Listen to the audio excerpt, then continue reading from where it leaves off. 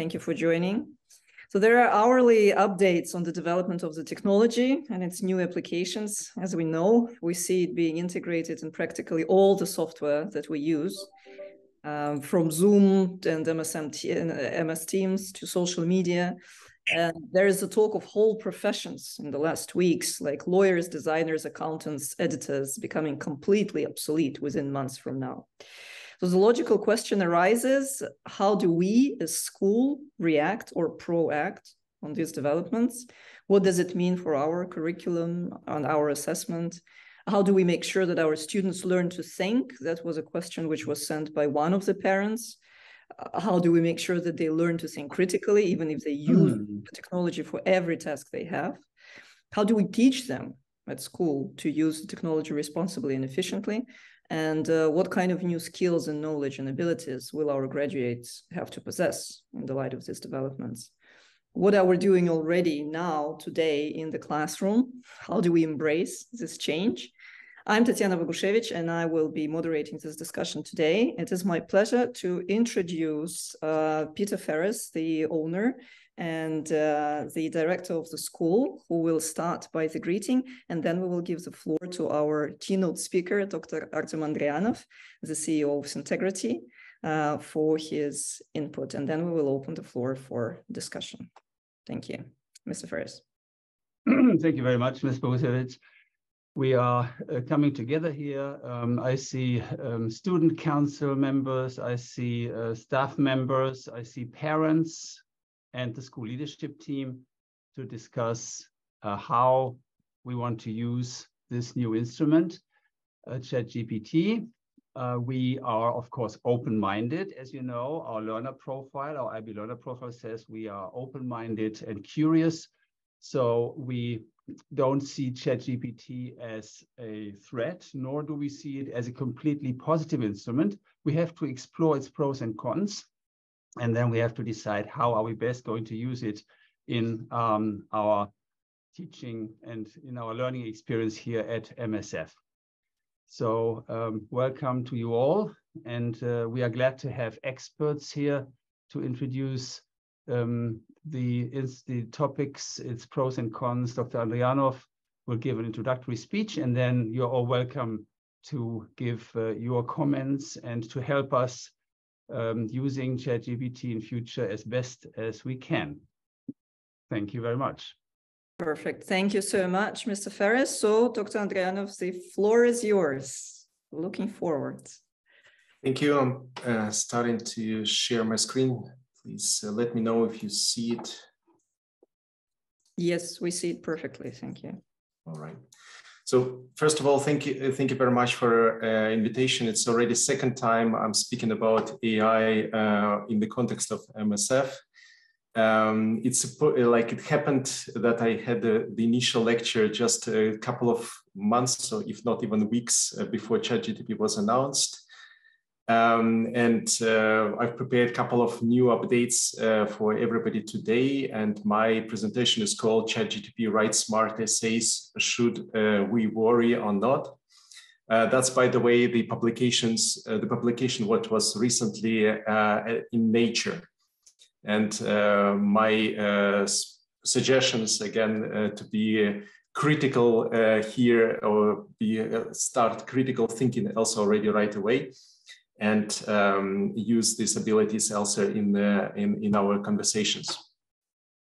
So a couple of words about myself. I have PhD in mathematical modeling, so that days that's how AI was called, so 20 years ago.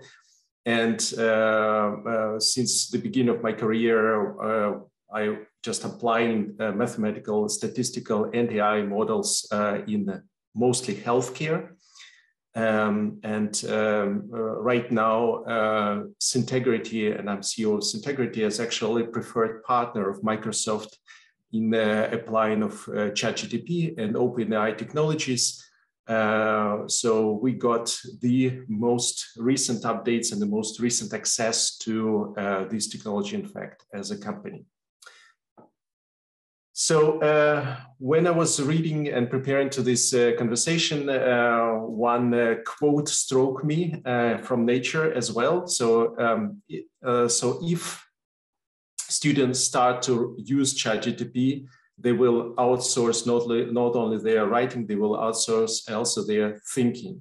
I believe that's the main concern that we all have, and in fact, that's why so many conversations appear. However, at the same time, you may continue and ask, or it might happen that they will have more time to solve really important life questions. So again, considered from this perspective that maybe we will have we are having a new tool, which in fact can handle a lot of routine tasks for us. So the situation which we experience in the academical world at the moment is nothing new. So in fact, in the 60s, mathematicians went to the streets in America, in fact, and protested against using of calculator in the school. And that's maybe resonates more or less with the situation at the moment. At the same time, I can say that the number of mathematicians since that time grew way at another rate, so to say. So invention of calculators did not stop, so to say, development of mathematics. When I was looking on various conversations or looking at the presentations, I really liked the interview with Wolfram Alpha. So in fact, the inventor of Wolfram technology or the platform, a well-known scientist. And he said that consider ChatGPT as a new interface to curated data, curated knowledge. So similar like you have a more or less a monitor, or you have some other mechanism or tools. Now you have an interface to knowledge, which in fact was existent before, but was not accessible to the most of our people, most of people, so to say. So it was only expert knowledge. And Tatiana mentioned lawyers, medics, they all possess this knowledge. They never gave it to somebody else. It was their domain. This is in fact what started to change. So we have new interface to get this information, and everybody, not only expert, has ability to get to this information. What does it mean? It means, in fact, that the students can explore more complex topics. And this is, I think, one of the mind shift which we all need to step into. So you are able to ask students, for example, to create their own app or their own web service, or at the moment, right now, without knowing programming skills, they are able to do it right now. Or you can ask certain medical questions, and they are able to explore and do more profound experiments. So again, further step in reducing the focus on memorization, but more shifted the focus to critical thinking and creativity, I think, happens. And a very important thought, which I want to share here as well, really enabling tailor-made learning. What does it mean? In fact, every of us learns at different speed. And frankly speaking, before it was never possible to give attention to every student enough, so to say, to explain all the details. Now chat has time and potential to explain to everybody, for example, what is, for the heaven's sake, is integral. And you can ask 10 times, and it will explain to you in different type of languages. And this is, in fact, what has shifted. So we can enable tailor-made learning at the end of the day. Oh, sorry. So what is the vision of student of the future? So nothing dramatically changes, frankly speaking, here, but there is a more and more movements towards critical thinking, which we started with. There is more movement to global problem solving and project-based learning. So imagine you have a tool now which can drive you through the project, whatever question you have. And these projects can be way more complex as before. So again, I'm glad to hear that Mr. Ferris started with integration of technology in the classroom. So that's already happening at MSF, and I'm a big believer that will be positive further on. Fostering the creativity and innovation. In fact, that's what we'll be speaking about. ChatGPT has limitations. It has only certain amount of knowledge which is known to now. So everything new which is created from the moment when this learning routine stopped, in fact, that's what this tool is not aware of. So you at least everything what is created and has no digital footprint, in fact, is not known to ChatGPT anyway. Very important, emphasizing of lifelong learning. I think that's what shifts also completely, or maybe further on, so let's put this way, because we really don't know how technology will change our life even in 5 years from now. AI puts its impact, in fact, on all industries right now. In fact, I was just mentioning to Tatiana before this call, engineering starts to benefit from it, where every element, every part of every machine starts to be designed by AI, which is way more complex and way more tailor-made to physics, in fact, which even human can really grasp.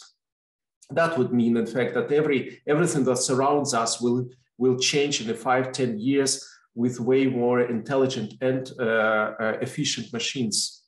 So, in fact, that's the only answer to that is emphasizing lifelong learning, in fact, would be very important in this context as well. So, again, you started to learn or to study as a lawyer, maybe you need to shift later to AI lawyer or a lawyer of animals, or so like, and so on and so forth. This is actually changing really as we speak.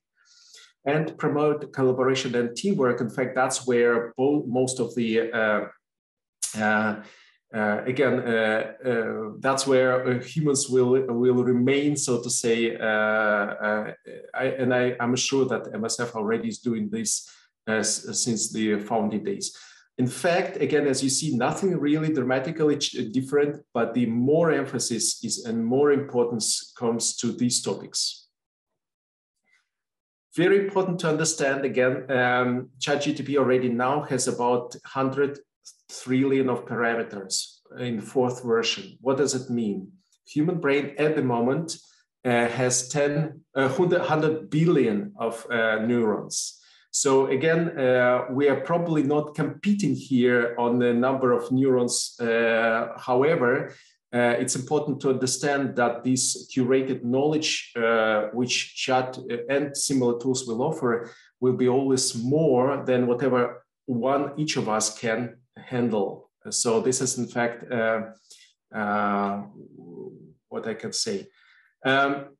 Important to communicate to students the limitations of this tool. And in fact, the limitations are already well known. So lack of common sense, for example, bias of information which it was used for teaching, so to say. That means if there is something new or unknown to knowledge which was used for the information, that still remained unknown. I copied a message which I have received several days ago when I was using it for analysis. And in fact, that makes mistakes quite significant. So it's so-called hallucinations. So these hallucinations, in fact, appear here and there. And maybe it's good even right now for students to know that these hallucinations exist, because in fact, you cannot copy and paste without double checking, triple checking whatever results you receive. So this is in fact the answer where really the conclusions which were made are completely wrong. And ChatGPT apologizes, in fact, for that. So important to say, and I'm really finishing now. So yeah, important to say that the leading academic publishers already started to embrace it. And again, and that's where we will see, in fact, the changes here as well. So recent updates here from publishers like Elsevier and Cambridge University Press, they say that you can use ChatGPT for academic purposes and writing, and you cannot list them as co-authors. So this is already the most recent update. And of course, they also underline that authors are responsible for the correctness of the publications. That's why, in fact, it's important to keep in mind again that this responsibility is not gone away. And last but not least, I just was inspired by some conversations with Tatiana before this presentation. ChatGPT can design long emails, and you can pretend that you have written it yourself, but keep in mind that the other party will decompress it to the sense, in fact, Elsa using, and pretend that this emails was read as well. Thank you for attention. Thank you so much, Dr. Andrianov, for this very concise and interesting and exciting presentation. I open the floor for the discussion. Like I said, there were some questions sent in before the presentation, like especially regarding how the school is using it already now and what is the plan. So we have also several brilliant speakers and experts on the topic, which we have invited. I see Dr. Mariana Hebben is there, Mr. Howe is there, and Ms. Schild represents Ms. Diggins, I'm sorry, represents Dr. Diggins as well.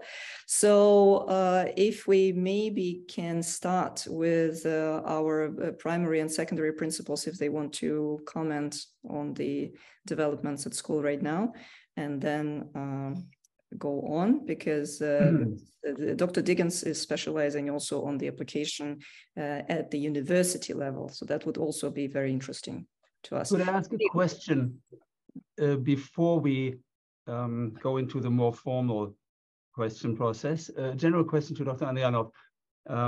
We discussed prior to this chat here, we discussed what we think is important for our school strategy with regard to new technologies. And we came to the point of saying, as long as we know what the student outcome after grade 12, the graduating IB diploma student profile should look like in terms of positive and careful use of those technologies would look like, that would allow us to define the educational instruments and the educational approach to build these capabilities in our students. So how would you, as technology expert, describe the, let's call it the perfect IT savvy, but also the IT critical person would look like at the end of grade 12? Thanks for the question. So a lot of IT savvy, so to say, comes from the understanding of pros and cons of each tool which we have at the moment.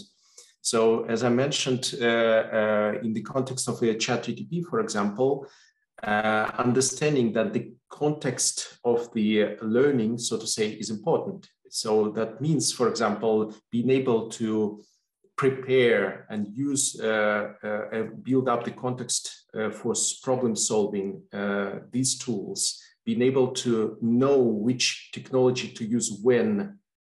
For example, again, if there is a need to program something, if there is a need to calculate something, if there is a need to design something, this is in fact what school can explain to students already now. And this is where I believe the main potential, again, lays into the building the student of the future, so to say. So they need to know when and how, like where to pull which tool in for which problem. So what tool has which capabilities, which strength. So ChatGPT is one of them, and it can also help to choose the further tools. So this is also the difference. But designing the algorithm of using these tools, yeah. So project-based learning again here, designing the algorithm, designing the process, and incorporating different team members into problem solving. Again, that's where again the strengths of the students could lay, and that's where how they could use it the most efficiently. I don't know if I answered this question. Yeah. So nothing really very new. It's not very new, but at the end of the day, right now, it is now, again, this expert knowledge gets accessible and in a simple way over the language interface. Yeah, so that is what we need to understand. So here, and this interface, in fact, could be tuned to student or could be tuned to professor. So that's universal. So what we can, in fact, all understand. And this language interface gives us the chance to start using further mechanisms. For example, programming languages or other languages completely. And programming languages can help us to automatize any task or to solve complicated problems. Yeah, so this is in fact what I think we should explain to the students, and I think that's how they could really leverage, in fact, their time, yeah, their capabilities. Thank you. Thank you very much. Yes, on the organizational note, as we are moving into the roundtable discussion, I would ask all the participants to switch on the cameras. If you would like to just listen to not participate, the recording will be available. So we are recording this session and you can watch it later. But we are trying to make it as live as possible and see the faces, not black screens, and have this effect of us around the table. Thank you so much. Thank you to all of you who are switching on the cameras. Thank you very much. Okay, so I saw that Mr. Rag, the primary principal, wanted to say something, and I gave the floor to you, Nick. Thank you. So, I mean, I wanted to just share a couple of thoughts from the primary side. It's really early doors with this for us. I mean, we've really just started to kind of play with it and think, how can we leverage it to help within the primary learning context? A couple of the things that we've talked about is the use of these type of technologies to give feedback. So if you can put something into there, for example, a short story or whatever, and then ask for feedback, and then get more and more specific with how you ask for feedback. Feedback on the language, feedback on the grammar, feedback on the kind of flow of the story or the character development, or these types of things. So we work with rubrics with the kids, usually explaining what good looks like. And then we could see using these rubrics with the AI and putting the two together to give more, I think the idea there is around this differentiated kind of targeted feedback to that particular student. So that's one way we've been talking about it. Lesson prep differentiation is really useful. So, for example, you can take a text. Usually the teachers would take time to rewrite the text in a more simplified version. This can do it for them, so it makes lesson preparation a lot quicker. We can say, change this text into 3 different levels for students reading at this age, this age, this age. We've been playing with it. You have to give it certain parameters, so write in so many paragraphs, etc., etc. So that's something really useful. Solving maths problems, getting feedback around this. Okay, I didn't understand why that was wrong. Can you help me with part 3? This type of thing. the test and verify. So I was working with a student just this morning who wanted to show me a scratch code he'd written. So we opened up ChatGPT and we put in, can you write a scratch code for a game with a flying monkey that catches apples and scores points? And it wrote it in 5 seconds. So we printed out and said, okay, you can take this away, try it and see if it actually works, because it might not work. So he's very excited now to go and put this code in and see if it actually works. So that kind of test but verify. Yeah, see if the things that it's telling you is correct by testing it, which is, you know, scientific process, etc. And yeah, and just reflecting that our grade 5 exhibition, the way that this is project-based assessment. So it's a long-term project, gathering information, finding different sources of information, taking action, presenting it through a live Q&A. That's the type of assessment we already use and is perfect for this.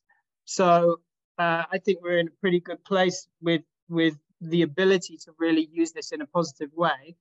From the plagiarism side, in primary, we're not too concerned. The bit that we are a bit concerned about is maybe the ability for it to write in a kind of human voice. So, for example, I asked it to write a memoir in 5 paragraphs about a boy who moved from Switzerland to Germany and wanted to be a football player. And it wrote a very convincing, simple text, which, and this is quite a lot, some of the homework we give the kids looks like this. So we're going to have to think, you know, is that okay? How do we manage that situation? But I can immediately think of ways around that. So that's just a quick summary of our thinking so far, and we've only just begun to start to consider it in the primary context.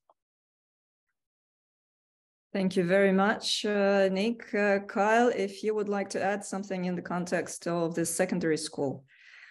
Absolutely. I would say, I think first and foremost that I'll back up and take sort of beyond an institutional look, more of an education-wide look at my take on ChatGPT, because I think for the past 20 or 30 years, the world of education has been promoting 21st century learning skills, critical thinking, creativity, collaboration. Those are the mantras, those are the buzzwords we hear out there in education. But at the end of the day, we still heavily focus on product over process. The way in which students are assessed tends to be some final product that is presented, written, or shared in some fashion, or an application of mastery of content on an examination, right? And I think that there is a shift, albeit a slow one, in the international school community around skill development. And there is a mastery transcript consortium in the international school community that is dropped the traditional transcript that has letter grades based on achievement of skills and content to a more qualitative approach to assessing what a student knows and can do. And I think generative AI is only going to accelerate this. I think that the shift has to go away from product and over to process. And I think by doing that, we'll actually be living in the world of promoting critical thinking skills and creativity and collaboration. Because when we say that we want to do that, but yet assess kids on that final product, there is a bit of a disconnect, right? And I think this is something the world of education has been grappling with for the past 20 to 30 years in general. And I think generative AI, particularly ChatGPT, the biggest threat, the biggest fear from educators is around authenticity, right? It's around academic honesty. And how do I assess now this final product if I have no idea whether or not a student has generated it? So I think we need to drop this final product and focus in on the process. And how can we give feedback and encourage different ways of students collaborating and communicating and applying those critical thinking skills. And so I do think that on an education-wide approach, this generative AI, we're at the precipice of this causing, in my opinion, a real sea change in the way we assess kids, just generally speaking. Dr. Adriano, you started by saying that there's no real difference, right? We still need to focus on critical thinking. We still need to focus on collaboration and creativity. And again, I think we've been saying that that is our purpose and that's what we are here for as educators. But then we put kids down at desks and sit them in rows and ask them to write, take a pen and write all what they know on a piece of paper. And so this is going to shift away from, in my opinion, that reliance on product. And it is going to far more put a reliance on process and skill development. And then, of course, what we need to do is make sure that our students are technology literate, that they can assess what's coming out of these tools, that they have the ability to discern, fact from fiction. And again, this is something that if we embrace, which I do believe MSF is wholeheartedly geared up to do, that we need to make sure that our students understand the tool. We need to make sure that they know how to apply it. Nick, you mentioned in the primary this idea of feedback. I think it's, we're exploring that in the secondary as well, where a student will input some content that they've created, and they've asked for feedback on, again, grammar, syntax, arguments, etc. But it's also taking that feedback and assessing, is this meaningful feedback? Is this what I'm asking for? Is it valid and is it reliable? And if it is, how do I know? And if it's not, how can I prove that it's not? And so again, all of those bits that focus on process, I think, is where we will make huge ground. Thank you very much. For those who are watching us online and is not a part of the MSF community, Dr. Kyle Koppes is the secondary school principal. And I would like to give the floor to Ms. Diggins, who represents Dr. Diggins, and for a short view on the universities, talking about the final product and our graduates and what kind of skills they need to possess. So what is the reaction in this world? After school world. So first of all, thank you very much. I think this ChatGPT has taken a lot of educational institutions by storm, universities included. So they're also now having to sort of reconsider, how do they assess things and how do they work with the tool? Because it is openly available, and it definitely is something that is going to be beneficial, but you need also to make sure that you've got, the humanitarian element that looks at it, and also the integrity, that students are actually producing the work themselves and not just relying on the tools. So, it's going to be something that you need to use correctly. There's obviously also concerns that it can be used in terms of generation of data when writing essays. So that whole process is to having to look at, how a final work is produced, but certainly the encouragement of the students to use the tool properly, and also, provide the relevant citings and that sort of thing. The universities are looking to work with the tool, but it has to be included as part of a process development, and to consider, as Dr. Adrianov says, that the information on the tool now has got it's up to a certain point in time, and there are developments afterwards, and to consider that, and again, to just critically assess whatever the tool produces, because it does have inaccuracies as well. So to teach them to use it in terms of writing, but think about, reflect on it. I think it's a new world for all, and everybody's sort of still trying to find out how's the best way to use this to become an effective tool, because that's what it is, a tool. Thank you very much, Ms. Diggins. And now talking about those who are at school and who are using this probably in the classroom, I'd like to ask for a comment, our secondary Student Council President, Richard, the floor is yours. Thank you. I think ChatGPT is definitely a development that can't be ignored. I mean, it's already definitely in use by the students, and not only by the students, also by the teachers. It's something that we've discussed in class many times, and not only in classes such as TOK, where we assess the viability and the use cases of this technology, but also, for example, in science classes. And then that is kind of a point where you see how this tool can be used as a student, and yeah, the use cases for which this tool is useful in an educational setting.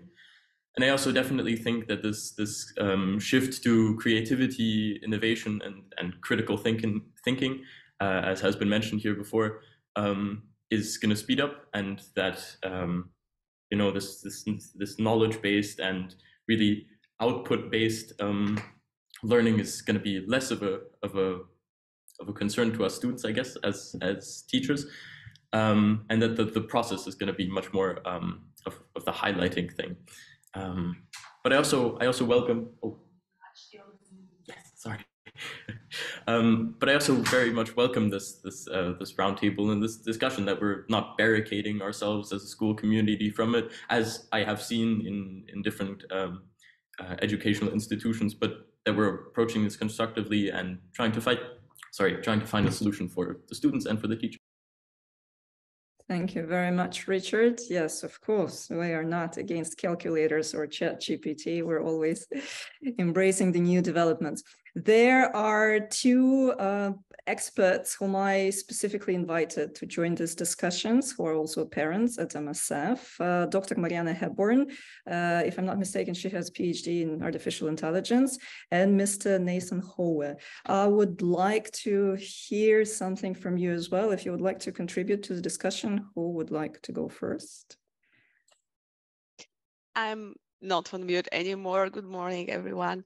I'm really impressed by the application of GPT in the school. And it's really admirable because I know how many discussions we have in our organization, how to start applying ChatGPT, where are the use cases. And Mr. Weck comes with, okay, we already tried out for feedback, for code correction. I might invite you to our meetings. Yes, I think the most important thing was said. The students need the right mindset to use not a tool, to use the technology and as a supporter and not as a threat. And I think that's the most important thing, that we shape the kids that are really understanding, incorporating the new technologies, if it's ChatGPT or a smartwatch or even a learning app or an iPad. I think this mindset, where can I use the technology? How can I solve a problem? The critical viewing is a very important part that was already mentioned. And I think this is the most important part, because in my opinion, the human won't be replaced by the technology, but the human who is not using the technology will be replaced by those who are using it. And I'm very happy to see that MSF is really motivating and encouraging that approach. And I think the school as an organization should think about how to combat maybe the lack of resources, the virtual assistant. I met a teacher who had a course and was very exhausted, not from MSF, and told me so many questions. I can't answer them. And I was thinking, okay, leverage ChatGPT to answer the questions.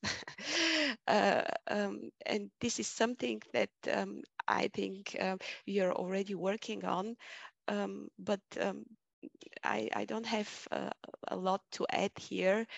I think you're on the right track, and something I wouldn't do is to think of only of a tool. Just take it as a part of our time, go with the time, and follow what is developing out there, and have the right view on that. Thank you very much. And I want to use the opportunity to thank Dr. Hepburn again for volunteering and leading a special club for girls on coding and robotics at MSF. This is an amazing and great opportunity. I also see parents here whose children do take part in it. So yes, Mr. Howe, if there is anything you would like to add. Yeah, I'd like to thank you for having me, and I'll be brief as I'm going to have to board a plane soon. But the one piece I wanted to add is, I think actually in two parts, is we need to have the children be aware that this artificial intelligence is going to be part of their day-to-day lives in everything they do, even if they're not directly integrating with it like a ChatGPT where they're talking to it and getting answers. There's going to be some sort of data or information being analyzed about them, whether they're using a smartwatch or watching Netflix. So helping them understand that there is going to be a consistent assessment of their activities is important, which plays back into the idea of my industry. And so I work in information security, is the idea of privacy and protection. And I think that we need to keep making sure to be aware that their information, if they make it available to others, will be used in these data sets that will be used to train current and future versions of these intelligence algorithms. So one piece of advice that I share with my colleagues in the industry is, once you put it online, you need to think that it's gone. You've lost control of it. And if you want to have control of something, you don't want to share it publicly in these settings, because these sort of information sets that are collected and used can be used arguably very well, but also can be used in a negative way as well. So we need to be aware of what information we are sharing and help children understand that in itself can be used against us inadvertently. And that comes back to the good old-fashioned data privacy that we are all very much aware of. But I think those two things we have to keep in the children's mind is it's going to be everywhere, regardless if they want to or not. I mean, I just got a notification from an app telling me my flight is delayed. So there you go. But that's a little bit of intelligence coming through. But at the same time, we're going to have to be aware of what information we're going to give away in order to integrate and consume these services. And the one thing I will say about ChatGPT is it's obviously iterative. Every time someone asks a question or shares information with it, we were talking with a colleague here just last night at an event. They maybe want to use it to translate language, like Google Translate. They can use it to translate a language from one text to another. If the content of that text is private, well, once you paste it into ChatGPT, it's gone. You've lost the privacy. But now another system knows about it. So we think we have to educate ourselves and our children about what happens to that information when we do use it. So that'd be my last point. But I still have a few minutes now because my flight's delayed. Thank you so much, Mr. Howe, for joining us despite the flight. Yes, even if it was still late. So we're happy you can stay with us for a while. And yes, for raising a very important point about data privacy, data security, which we haven't discussed until now. And now I actually finally open this for a completely free discussion. I see quite some parents here who might have questions, who might have ideas, suggestions. So the floor is open, whoever wants to go first. Dmitry, did I see you? Yes, Dmitry. Yes, I can comment. If you can hear me well, can you hear me? Okay, cool. You know, yes, I have a mixed feelings, you know, and about these new technologies. But if I think about where it goes, I think one day this technology will come to the point that for the certain type of works which our students has to do, these tools, they can provide the better output than the students can do. I don't know, to write and say, okay, it's my feelings. You can agree, you can disagree, but I have a feeling that maybe with GPT version 10 or version 20, you know, when they advance it further and further, then with a few clicks, it can produce the essay which the student cannot write better. You know, it can write, he or she can write differently, but not really with so much insightful information, with structure and the rest of the stuff. That's why I think for the certain type of works, it will be really difficult to create the better result. And I think the kids, they will use it. You know, they will use it. They will. We can think. I can think like, okay, don't use it. create yourself. Think about that your kind of work which you put into the writing a certain type of things is more, I would say, valuable for yourself rather than using this tool. But in the reality, I think many kids with the speed which we live right now, they will use this stuff, you know, and they will prefer to use this stuff rather than to spend time themselves. That's why I think what I have captured, because I didn't join from the beginning, but I joined 15 minutes later, what Mr. Kopes said. I think it would be really important how we assess the process, you know, how the certain things are created, the certain type of works are created, how the students have done it, what kind of resources they used, what kind of their own creativity they have used. I think this would be really important. And I was wondering how it will impact our educational programs and when we are going to start doing that, because now I think it's still kind of, you know, we still observe, we're still getting excited with the technology, but I'm not sure that we're really doing something in terms of adaptation of our educational programs or something else to this technology. Okay, this is my first thoughts. Okay, as a kind of also an observer of this new artificial intelligence things. Okay. Thank you, Dmitry, for raising the concern. Who would like to comment on this? I believe from the school or I have a comment. Yes, Francis, the assistant director of MSF. Yeah, I think obviously we're still learning, and definitely things will change. And as we've seen, that change can sometimes and hopefully be quite exponential. So I hope that it will have a positive impact on the types of assessments that we do. I think at the minute, I always draw there's a parallel. When TikTok is still obviously very popular, but the amount of conversations, if I got €1 for every time my children told me, did you know that this is true? And I'm like, did you get that off TikTok? And then I have to say, it's not true. And so I have a lot of those conversations. And I think with the critical thinking that Dr. Adrianov has mentioned, that everybody here has really talked about, that is really important, is to read it with this might not be true. It's great. It spits out something super quickly and really looks so professional. But let me just take a minute to check if it's true. Because like I say, if I had €1 for every time I was told things were true, I would have lots of pocket money for extra coffee and what have you. But yeah, I think that critical thinking is going to really show itself, and also the voice. I know you can ask it to write things in a certain age or what, but if it's meant to come from you, I think you don't always hear your own voice.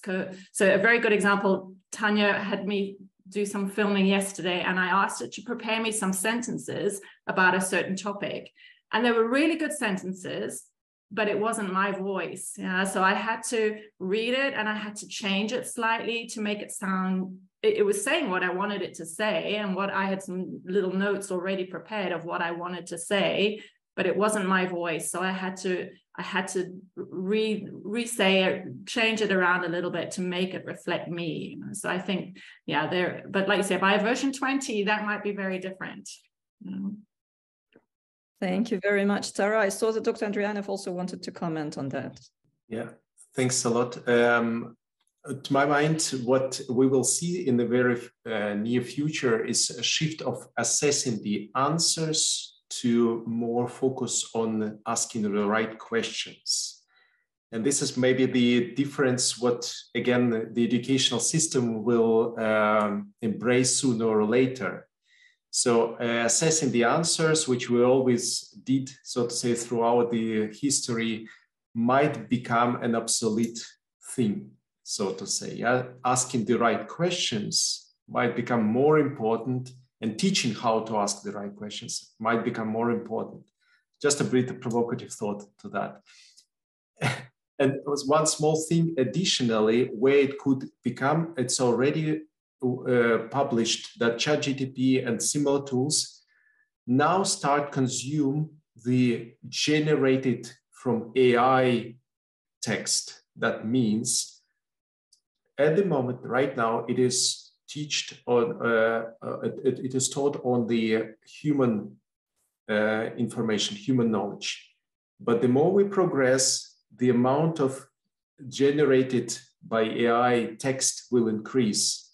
Till year 2035, the amount of automatically generated text will increase all that humans has created so far. Where that will go, nobody can say, but the AI will start teaching itself on the AI knowledge. So from approximately in 10, 15 years from now. So that's maybe also to keep in mind about these potential dangers, not only critical thinking from what you see, but also understanding how it might develop or might go, so to say, understanding the risks that appear with that. I think that's very important.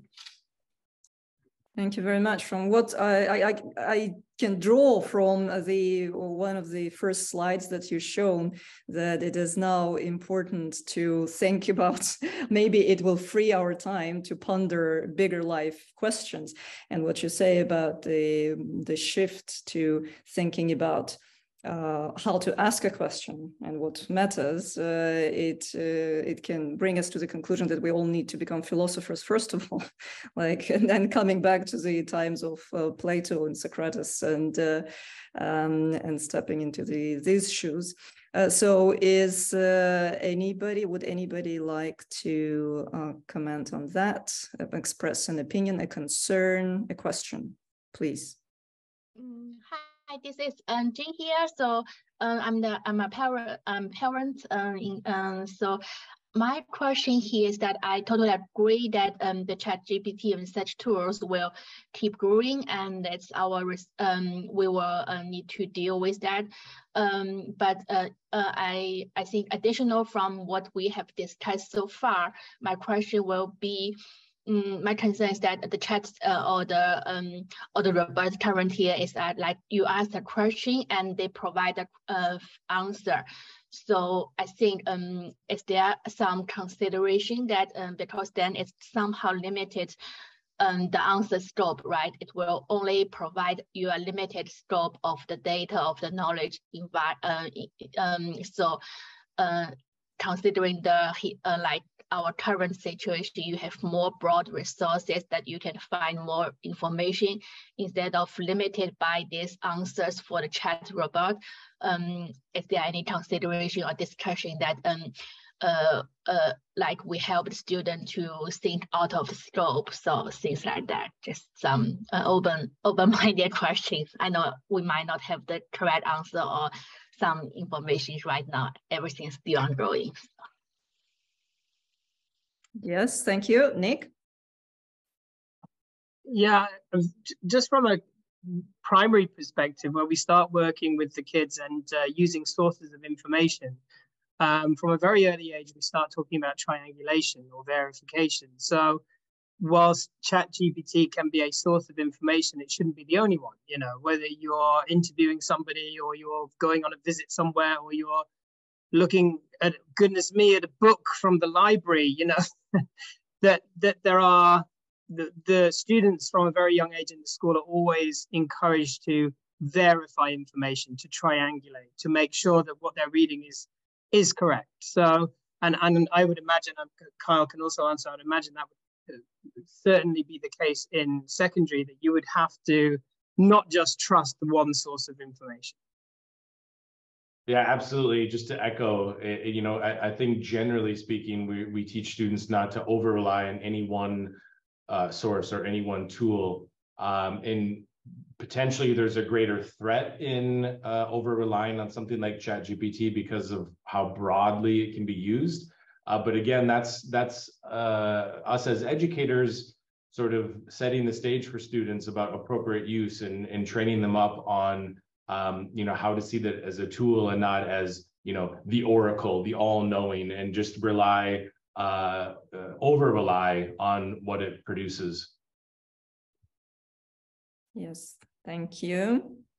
So we also have some members of MSF staff here online. I also see our human resources manager, and probably this would be the next question. How does it also affect expectations towards teachers, future teachers? How do you select people, right? What kind of skills do they have to possess? I don't know if there is anything that Iris would like to add. Or any other comment or concern from the audience? Maybe since Richard is also the only student today, he is representing the whole student population, which is of course too much to ask, but yeah, parents, staff, students, please. Yeah, what I can add is that I think every time technology can support our processes, but we can't do it without soft skills. And this is something I think, for example, navigation in the car is the same. You can do it by your own and you can use the technology, and maybe there's no bridge when the navigation say, oh, there's a bridge. But so it's every time important to verify also for teachers, or it's in every case. Thank you. So, Tiana, can I jump in? Please. So I think what you're going to find with the use of ChatGPT, it's going to be really important to put back to the students that they've got to do the process from planning to completion. And I think that's where it's possibly going to need a change, that instead of assessing the final essay that a student's going to have submitted, as MSF currently does, they allow them the planning process and they're reviewing from the planning right through to the end, because this tool can generate an essay very quickly. You can put in, give me in the language of a 11th grader a 1200 word essay on X topic, and every time you push regenerate, it'll do something different. But what we're going to need to put back to the students, and this is what the other academic communities are considering, is at some point, you know, you're going to have to get up and get a speech, or you're going to have to get up and do a presentation. And to be able to do that effectively, you're going to need to have planned it, prepared for it, thought about it, written it, assessed it, and then presented it. And that's the process. And you're going to need to maybe adjust the way of assessing. Instead of just assessing the final product of the essay, you might need to either assess the whole process, or you might need to tack something on the end, which would be maybe an oral discussion, calling a defend your draft or a defend your essay, where the person who's written the piece of work is then you know, pure from an academic perspective, questioned on what sort of in-depth knowledge do they have of the piece that they've produced. That it's not just something that's produced by a tool, copied and pasted in, but they actually then have done the research and they have the knowledge and they can defend what they've written. So, you know, there are a number of ways of considering, but certainly I think the way that work is assessed in future is going to need to change as well. Yes, definitely. When I shared this previously with my colleagues, when I worked at the university, I never did any written exams anyways. I only had oral exams, and it took me usually up to 4 minutes to understand completely and to see the whole picture, what the student knows, what the student doesn't know. And in the end, it's actually faster than analyzing text, which, as in the caricature of Dr. Andriana, was the text is produced by ChatGPT. The text is received and evaluated by ChatGPT. So what is the whole idea and purpose of writing text at all? Okay, so it's been exactly 1 hour of our discussion. We will slowly go to the last round of remarks, questions, concerns, compliments. And I give the floor to Sarah Rosenstale, who is our Vice Head Parent Representative as well.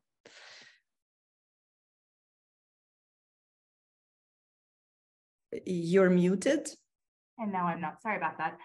Actually, excuse me, coming off of what Leanne said very specifically, my first thought, thinking of the parents that we have, is just by nature of the way the school works, we are somewhat of a transient community. Obviously, there will families who will be there from preschool to graduation, but there are lots of families, mine included, that will eventually, unfortunately, step out of this community. And I think it's important to be aware that while this community is incredibly forward-thinking and accepting of new technologies in the best possible way. Not all communities, not all school communities in the world that we send children and families out to later are going to have that same open-mindedness.